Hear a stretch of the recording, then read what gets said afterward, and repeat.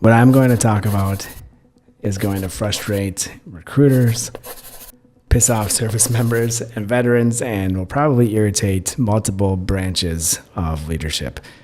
Feel free to challenge me, leave me comments. I welcome them all. All I ask is that you try to look through this through the lens of a typical recruit. The military is setting up its recruits for failure before they even enlist. Here are the 3 big reasons why. Let's get into it. Number 1, there is no clear path to the military. Number 2, not enough awareness on the different branches.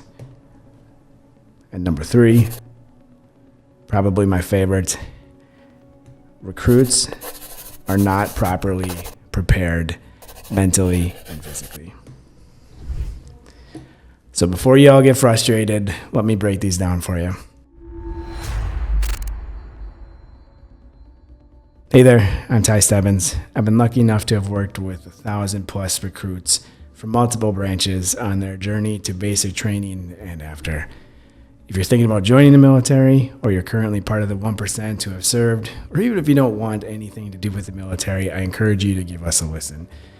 We're going to get into something most service members will quickly respond with, "This is just the way it is," which I can't stand. All right, so quick story to get us into this. Years ago, something happened that changed my entire perspective on the military. We had a recruit, let's just call her Emily, who had been discharged at basic training and sent home. Emily's story is going to weave in and out of our chat today, but years ago, a coworker had asked me, had you heard that Emily had been discharged? I hadn't, but I had known her just a little bit. I knew her father had retired from the military. I knew that she had spent about 2 years going from the thinking part of joining the military to actually shipping off to basic training. And that last year was spent with a recruiter and then going through taking her ASVAB, going through MEPS, doing her oath and enlisting, and then waiting to go to basic training. I was able to read her discharge paperwork and my heart sank. I asked a few members in our unit if they had reached out to her or checked on her at all, and I just got a couple no's, and I kept getting that yucky feeling of it's not my job. And those 4 words will crush any organization, military or civilian or church group, whatever. Like those are 4 really tough words to deal with. So I reached out, not expecting her actually to answer, and she did. And when she spoke, I could hear that her voice was trembling, and I said to her, "Hey, I heard you're home, and I just wanted to check and see how you're doing." And that's when she told me she had just been released from the hospital for trying to end her life. I could feel myself getting a little bit emotional. The military trains you for lots of things, but navigating difficult emotional conversations like this, they don't do a great job in. But all I could think of was let her tell her story. So I asked her, "Can you tell me what happened? Are you comfortable telling me your story?" And she went on to share an incredibly tough situation. That conversation changed my outlook for the rest of my career and now, and not just as an NCO, but as a father, as a friend, and as someone who is responsible for the well-being of others. It's where I really began to realize that the military fails its members before they even begin. And there's not a specific person to blame on this. It's not Department of Defense. It's not the branches. It's not people in the unit. It's not the recruiters. But as a collective, we're failing. Recruiters are taught to lay out the proverbial red carpet to a new recruit when they come in to talk to them. They build up the camaraderie, the family, education benefits, patriotism, all the things. I began to realize that before that red carpet is rolled out, the military needs to change its approach to recruits. And trying to change the military is like running full speed into a wall on repeat. It's over and over again. All right, so challenge number 1. There is no clear path to the military. Just go see a recruiter. One of the biggest mistakes the military makes is not being proactive and providing a clear, comprehensive path for new recruits. Now, I know that's going to drive a lot of people crazy, because you can go online and you can go to army.com and you can see this process, or at any of the branches. But the common thing that every branch will do is point you to a recruiter. Just go see a recruiter. And that is definitely a chapter in a recruit's journey, but it shouldn't be the first. Recruiters, I'm so sorry, recruiters, you're going to hate me for this, but recruiters, you all have quotas and goals to hit. Goals that if you don't hit can get you fired, can get you disciplined, can get time taken away from vacation. And while most recruiters genuinely want to help, how can they be positioned to do what's best for a recruit if they have all of that pressure and if they have quotas that they have to make? Most teenagers in high school will have the opportunity to see a counselor and even take classes on how to begin their college careers or how to get into the workforce after high school or even during high school. Teenagers thinking about the military might be given a pamphlet, maybe some links to some videos, or if they're lucky, they actually know someone who's in the military who they can ask some questions to. But let's be real. Nobody is advocating for those who are thinking about joining the military. If you break that down, comparing the two, so comparing a teenager who is going through the process of going to college or going into the trades versus someone who's thinking about the military, that's hours, days, weeks that are focused on planning for the person who's thinking about going off to college. Seriously, like you can go into a class and you'll take a class for a semester getting you ready. So that's hours, days, and weeks that are focused on getting you ready. Someone who's thinking about the military, it can be minutes that they get in regards to attention, maybe hours, depending on multiple factors. This isn't fair.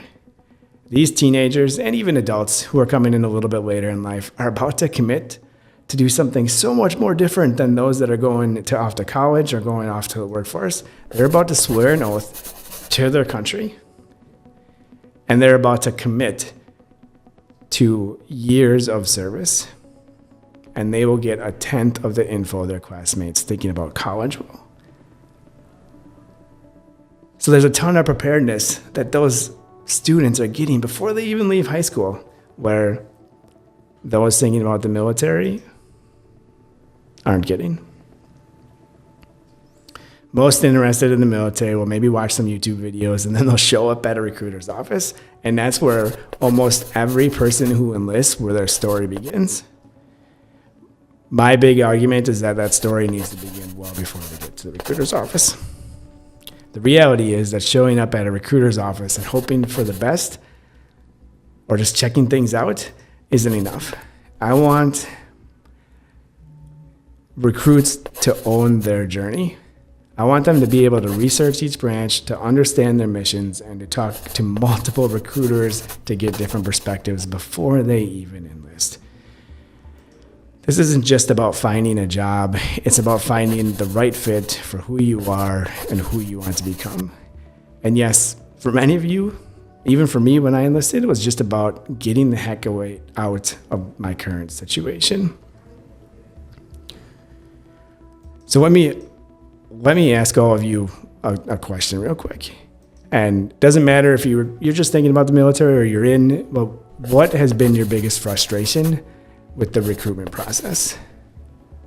Right, just put it in the comments. I'd love to hear it. And you might be surprised on how much in common your complaints might be with other people's thoughts.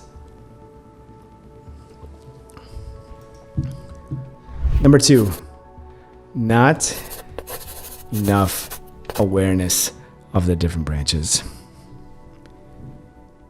Again, the idea of just go see a recruiter should not be the first part of a recruit's journey. Choosing the right branch is not about picking who does the most bad work or who has the coolest duty station or who gets the coolest gear. I know that's important. I mean, that is a little bit important, but every branch has its own culture, and it is good for a recruit to learn this before they even go, before they even start to talk to a recruiter. All right, let's do an example here. Let's go with the Marines. The Marines have their own reputation. They're known for their physically demanding lifestyle and their super tough training, right?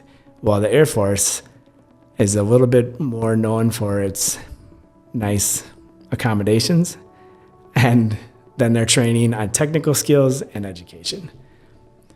It's important during a recruit's journey to figure out what branch they're interested in, and even potentially, again, the National Guard or Reserves, to see what the best fit for them is. Over time, I have seen so many recruits get matched up into the wrong branch. And then within that, the wrong job, which we'll talk again in another video on how that can happen and ways to deal with that. All right, number 3. This is probably the most important one to me. And this is going to tie in Emily's story a little bit, and then some of my biggest frustrations with the military. The biggest misconception recruits make about basic training is that they will get in shape while they are there. They expect that they're going to get to basic training, they're going to do all sorts of workouts, and they're going to end up with a 6-pack or maybe an 8-pack. They're going to be able to run sub 5-minute miles and do 100 push-ups. And the misconception is wrong, because the truth is that they need to be mentally and physically in shape before they get there. The big mistake they make is not taking that preparation, so not taking that physical and mental preparation seriously. If you aren't ready, if you aren't physically and mentally ready when you arrive, you're setting yourself up for a world of challenges. I've talked with well over 100 drill sergeants, instructors, cadre, recruiters, commanders, first sergeants, and one of the biggest frustrations that they have is that their troops don't arrive to training understanding how difficult it's going to be. If you combine all the branches in the military, they are sending approximately 200,000 recruits to basic training a year. Across the board, they average an 11% failure rate. That's 22,000 recruits a year that are discharged, just like Emily, from basic training a year. For multiple different reasons, they're discharged, but the majority of them can be attributed to physical and mental challenges. And they fall under another term that's commonly used in the military, and that's failure to adapt. Preparedness should not be just on the recruit, but also on the Department of Defense, on the branches. Sure, there are programs that exist that are supposed to do that, like delayed entry or student flight. There's lots of different names for it, but I'm going to piss people off, but the majority of these programs are just checking boxes. Right now, it's one of the most difficult times to recruit ever for the military. The propensity to serve is at an all-time low. And propensity to serve is just a willingness for Americans to want to be in the military, to join the military, to serve. And it's actually the lowest it's ever been since Vietnam, which is unreal to me. And as a veteran, that's tough to stomach. And that opens up lots of other conversations. But back to recruiters. Recruiters don't have time to run those programs that I just talked about. They have an enormous amount of pressure on them to recruit. And let me go back to Emily here. I truly believe that Emily, as a small town kid with not a ton of life experience, with some proper physical and mental preparation before she left, she would have graduated, probably would have been an honor graduate, and she would not have been one of those 22,000. Unfortunately, I don't know where Emily is now. But I believe that if she would have been able to have the time prior to prepare for the stresses she was about to face, not from the instructors and not even from the training, but more just from the challenges of working with other humans in stressful environments, I think she would have made it through. I don't think that phone call would ever happen. I don't think she ever would have been sent home, and that she'd be well off in her military career right now. I'd love for you guys to join us for our next video as we go over the steps on what you actually need to do if you are interested in joining the military. Thanks for your time. Take care.